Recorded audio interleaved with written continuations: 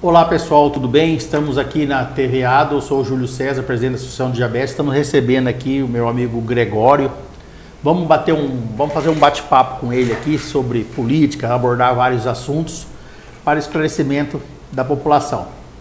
Boa tarde, Gregório. Tudo bem? Boa tarde, Júlio. Tudo bem. Primeiro, eu queria dizer para você que eu fiquei muito satisfeito com as novas dependências aqui desse seu estúdio, que ficou muito bacana, muito bacana mesmo, que eu tenho a impressão que a coisa só vai evoluir e vai ficar cada vez melhor, né?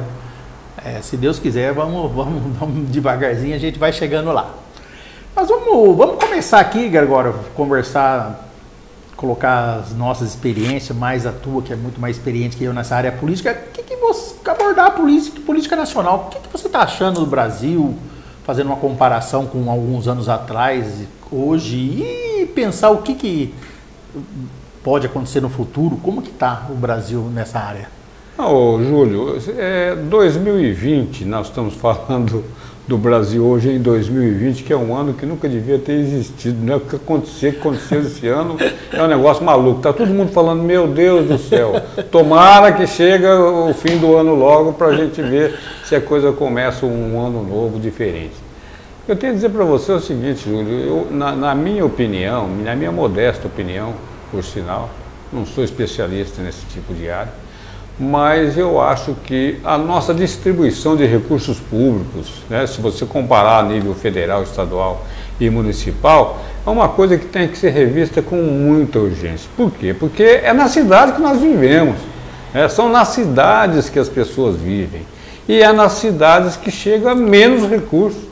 Nós vemos aí cada coisa absurda. Outro dia eu estava vendo realmente uma manifestação de um dos senadores, o senador Cajuru, de dizer das mordomias que existem no Supremo Tribunal Federal. Eu fiquei pasmo, eu fiquei meio doido. Eu falei, meu Deus do céu, e a gente aqui, a míngua, né, de recursos públicos, o nosso povo passando necessidade aí de toda espécie, de toda sorte.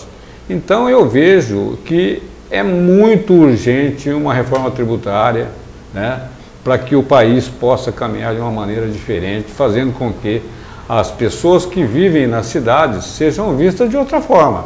Porque nós somos vistos hoje como o resto de tudo, né? Essa é a minha opinião, meu modo de ver com relação às políticas públicas de um modo geral. Quando você fala que na Constituição está escrito lá, saúde é direito de todos e dever do Estado, mas o que vem para o município? Vamos tirar a pandemia de lado, vamos ver no dia a dia. O município recebe muito pouco em relação àquilo que presta de serviços públicos, entendeu? Hoje a gente vê só impor condições para que os prefeitos se virem com os poucos recursos que recebem, né, a nível de Estado e de União, e tem que se virar. Né? Se virar fazendo o quê? Vai ter que aumentar imposto para a população, e a população não aguenta mais. Né? Além dos impostos fixos, aqueles intermediários que vêm embutido em gênero alimentício e etc., é um negócio muito complicado. Então eu vejo dessa maneira. Eu vejo hoje, não vejo a hora de passar 2020 para começar 2021 de uma outra forma. Mas pelo caminhar da carruagem, pelo que a gente está vendo, não vai mudar isso. Esse é o problema. Não tem são poucos que nem o senador Cajuru que apresenta essas notícias de impacto. Eu, na minha opinião, também eu acho um absurdo o Supremo Tribunal. Eu acredito, não tenho certeza, não vou falar com certeza, mas eu acho que nenhum rei ou rainha no mundo inteiro que tem ainda império ou que tenha reinado, não tem a mordomia que tem um juiz do Supremo Tribunal. Juiz não, ele é um ministro do Supremo Tribunal. Porque não é possível, pô, tem um cara para puxar a cadeira, outro cara para colocar o negócio nas costas, outro cara para servir o café, não é possível, esses caras não são aleijados, pô, eu não sei como é que eles não têm a dignidade de ver como que eles agem, e um pobre morrendo de fome aí no sertão, aqui mesmo, em tudo quanto é lugar. Eu não me conformo com isso, viu, eu acho isso um absurdo, não sei como deixou chegar nesse ponto, para tirar agora é muito difícil, né?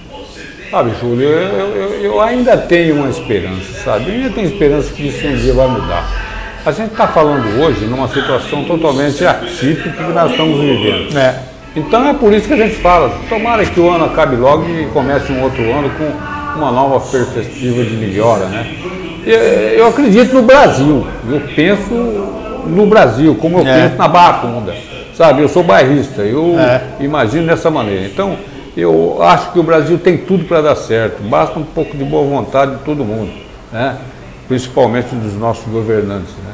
E todo mundo fazendo um pouco, eu acho que a gente tem esperança de ser o país que todos nós esperamos e queremos para os nossos filhos e netos. Mas o que eu estou vendo, o que eu percebo por aí, é que eles não estão, eu não vejo eles com disposição de abrir mão de nada do que eles têm, das regalias que eles têm em Brasília.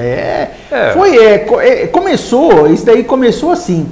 Antes de existir essa lei de responsabilidade fiscal que foi colocada no governo Fernando Henrique, a Constituição era livre, então o gasto municipal largava rombos e mais rombos.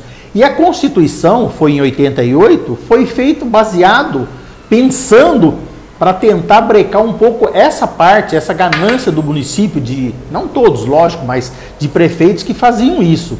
Então, aí depois que veio a lei de responsabilidade fiscal, deveria ter colocado na Constituição essa lei de responsabilidade fiscal. Aí não precisaria o governo concentrar tanto esse poder econômico que ele tem, porque o prefeito vai lá, é um dito popular, vai de chapéu na mão mendigar lá em Brasília, nos ministérios, para deputado, para senador, para eles, porque a verba do município... As famosas emendas parlamentares nada mais são do que uma jogada política, a gente sabe disso. Exatamente. Né? Então eles armaram para eles ter o poder. Isso, para que haja um interrelacionamento do nosso representante lá no Congresso Nacional, nas Assembleias Legislativas, com os municípios, né? Que é onde vai ter que ter voto. Então, isso que tem que ser modificado. Isso não se modifica da noite para o dia, você sabe disso. Vai ter que ser modificado as cabeças das pessoas, sabe? E modificando pessoas. E a cada eleição que passa, vai mudando um pouquinho. Vai chegar uma hora que vai ter, sim, eu tenho essa esperança. Não sei se eu vou conseguir, septuagenário, né, que estou, se eu vou conseguir ver isso, mas eu espero que chegue nesse ponto. Eu acho que, por isso que eu falo, os jovens, eles têm que começar a se envolver com política, com conselhos, nessa parte de sociedade civil organizada, qualquer organização, eles têm que começar a entender isso, porque eu acredito que se não pressionar o pessoal lá em cima, eles não vão mudar nada. Para eles está ótimo desse jeito, então tem que vir da população. Então os jovens têm que se engajar nessa parte política, nessa parte de organização entre eles. Não é demérito nada, tem que se envolver nisso sim, porque se não lutarmos... A gente tem que fazer um estímulo para que os jovens participem ativamente da vida política partidária, porque essa é a regra que nós enfrentamos hoje. Então nós temos que começar a reciclar, sabe? E reciclar devagarinho, fazer com que o jovem se envolva mais com a condição política partidária, mas dentro do partido é que começa a coisa. Então, se você vê os estatutos dos partidos, você vê que ele é direcionado para que um grupo de pessoas manipule outras. Domine, né? Infelizmente é assim. Então, isso é difícil de modificar. Por quê? Porque enquanto não tivermos cabeças novas, pensamentos novos dentro da estrutura partidária, nós não vamos mudar. E essa é a realidade. Essa é a realidade. Né? Então, você haja vista que você vê partidos que não conseguem juntar pessoas para montar uma chapa, depois que acabou com a possibilidade das ligações coligações, né? Hoje, cada partido tem que ser a sua identidade própria para poder montar uma chapa de candidatos a prefeito, a vereadores, a deputados, etc. A prefeito não pode fazer a coligação ainda. Mas, dentro do partido, também tem que ter alguma alteração na estrutura partidária, no estatuto dos partidos. Mas nessa parte, eu acho que isso daí tem que vir do Congresso Nacional ou do Supremo Tribunal. O Supremo vai ter que se envolver nisso também. Eu também penso que nós estamos aí numa sequência de coisas. A reforma tributária é necessária. é necessário também rever a nossa Constituição. Tem muita coisa que tem que ser revista na Constituição. Tem muita coisa de direito e poucas de obrigações e deveres, sabe? Então eu penso dessa maneira. Então, dessa forma que tem que ir impondo essas condições novas para que a gente possa, se Deus nos ajudar no futuro, que não seja tão longo, né? Então, eu falo, os jovens agora, esses jovens, eles têm que aproveitar essa liberdade que a Constituição deu, porque antes, na ditadura, não tinha isso, e nem antes da ditadura não era aberto assim. Se você começasse a falar em política ou qualquer coisa, era reprimido. Na ditadura foi pior ainda. Então agora o jovem tem que aproveitar essa liberdade que nós temos, que a Constituição deu, e que a justiça, graças a Deus, até hoje está conseguindo manter, em se manifestar, em fazer passeata, em movimento, em formar grupos. E mesmo assim, a gente está vendo hoje que muitos jovens têm se destacado na política. Sim, muito tem. E a gente tem visto aí algumas alterações na estrutura que o jovem está encabeçando o movimento. Todo ano, toda eleição sempre bate recorde de deputado federal jovem, de senador jovem, né? Prefeito jovem. Antes muito tempo atrás era só as raposas. E também a participação da mulher, viu? Isso, importante. Acho que a participação da mulher não pode ela ficar restrita àquele. Não tem que ser 30% de candidatas mulheres. Daí o cara sai pegando a laço alguém para ser candidato. Eu acho que tinha que ter um incentivo para que as mulheres, independentemente de percentual, de quantidade de mulheres numa chapa, tinha que ter esse, porque eu acredito muito na criatividade da mulher. Hoje as mulheres estão tomando conta das coisas, sabe? Nós homens estamos ficando um pouquinho aí a desejar com relação eu vejo as mulheres aí em cargos não só a nível de política, mas em outros. Elas estão se destacando. Você vê na Câmara de Ourinhos, alguma vez teve? Nunca na história da Câmara de Ourinhos tiveram 3 mulheres. Então, aí o máximo foram 2. Hoje nós já tivemos a primeira reeleita. E agora com mais 2. Então a coisa está mudando. Está mudando, né? O pessoal está percebendo que precisa haver alteração, que precisa haver uma reciclagem, sabe? A priori, eu penso que os mandatos devem ser restritos a uma quantidade, para que nós não formemos aí de políticos profissionais como existem hoje, né, de maneira coisa. Mas 2 anos de mandato do prefeito, já não pode mais ter o 3º, ótimo, bacana isso aí. Certo? Tá? Assim seria deputado, vereador, senador. Senador, por que o senador é 8 anos? É outra coisa que não tem cabimento. E por que o ministro do Supremo é indicado e não é eleito? E é vitalício pro resto da vida. Tinha que ser temporário também. Então, como a gente vai ficar?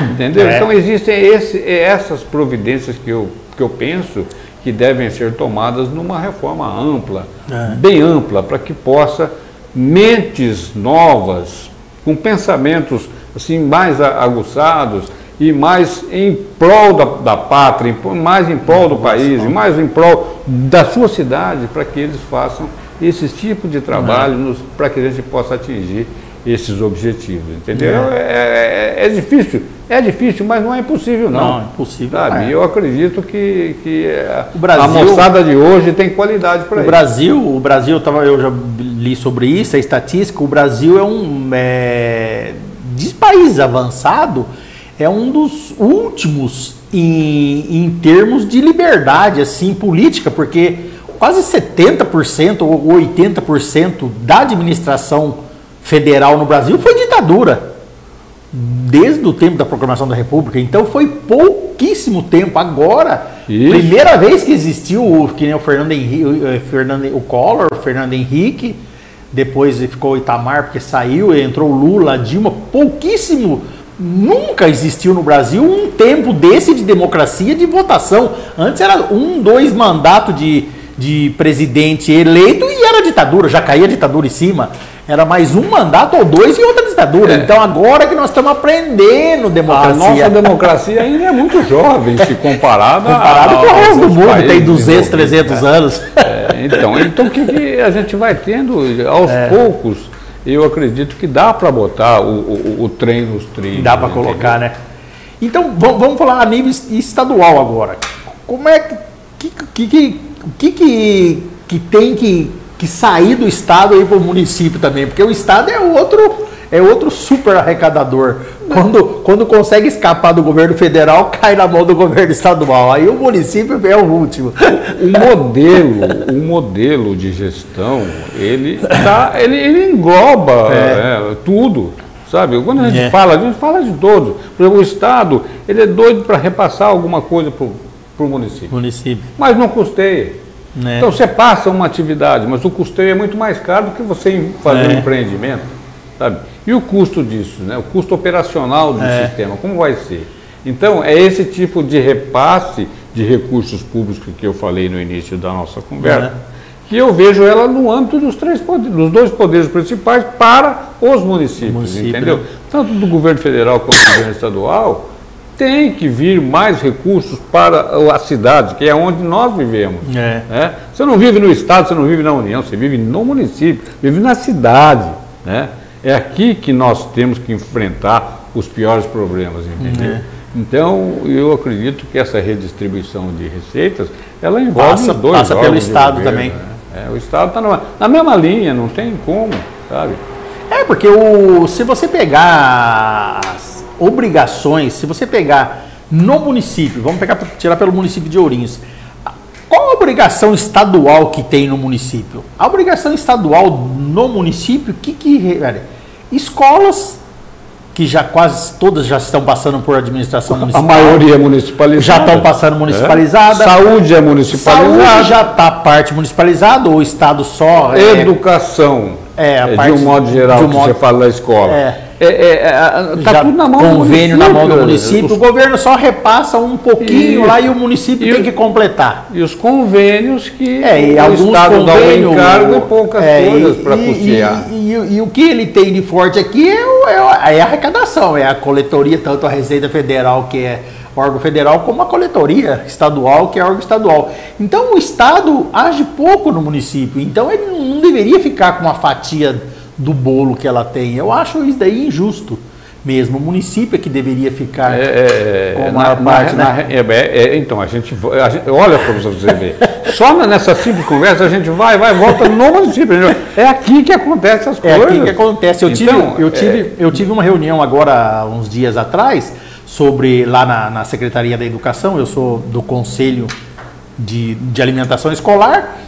O Estado está passando toda a responsabilidade para o município fazer essa distribuição de kit, ver as famílias que estão carentes, ver as famílias... Quer dizer, as escolas estaduais, eles deveriam fazer isso. Já que eles são estaduais, eles deveriam assumir isso, mas eles estão tentando, no máximo, jogar para o município. Então, quer dizer, e a contrapartida? Sempre o prefeito ou o secretário fala... Nós do conselho, lógico, a gente vai forçar a barra para dar um kit bom de alimento para as crianças. Aí vem naquela forma, Júlio, e quem paga? E onde nós vamos pegar dinheiro? É fácil passar o encargo. O difícil é passar o recurso. O problema é o recurso. Para custear o encargo. Para custear o encargo. Então, depois a bronca fica em cima dos gestores municipais. Aí ia ter uma reunião lá também que é para o município vai ter a obrigação de pegar essas crianças que moram em chácaras ou sítio ou bem na periferia, com ônibus ou van, fazer contrato com van ou com ônibus e trazer para a escola. A obrigação é do município, mas quer dizer, isso daí tinha que ser uma obrigação do Estado. É do Estado a obrigação, só que ele repassa a responsabilidade. O município já obrigatoriamente tem que aplicar um percentual das suas receitas na educação e na saúde. Mas não dá. O que for percentual nisso daí, o percentual de 25% que é da educação e 15% da saúde não dá. Não, é isso que eu digo. Eles fixam metas para que os municípios cumpram e não dá. A gente sabe que não é suficiente. Agora, por que não é suficiente? Tirar do orçamento do município e não sobra nada para investimento público. Exatamente. Aí depende das verbas parlamentares. Como é que vai? Daí que tem. Não, mas daí vamos arrumar recurso com a emenda parlamentar do fulano de tal, para isso, para aquilo outro. Aí já muda o foco. Aí já muda o foco. Não é esse. Não poderia ser isso. Não poderia ser assim, né? O que cada município tem a sua proposta de governo, cada prefeito, quando vai fazer a sua inscrição como candidato, ele faz um plano de governo. Esse plano de governo tem que ser inserido na lei de diretriz orçamentária. Primeiro faz o plano plurianual, faz a lei de diretriz orçamentária, para depois fazer a lei orçamentária anual. Então, no primeiro ano do prefeito, ele já vem amarrado. Então, ele tem que fazer. Então, é por isso que eu sempre fui a favor de que o mandato do prefeito fosse maior. E que sempre o prefeito que está em exercício tem que ser reeleito, sim.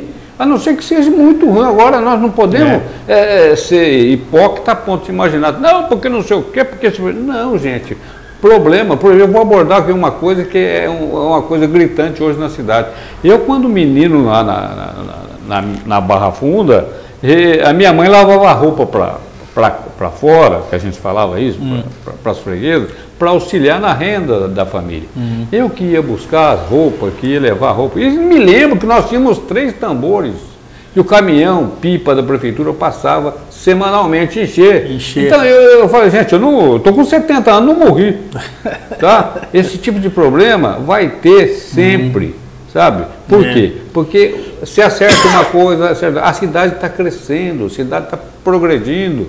Então, as coisas vão ter que ser revistas, muitas coisas vão ter que ser revistas. E para fazer com que isso seja e atinja o objetivo que precisa, demanda tempo.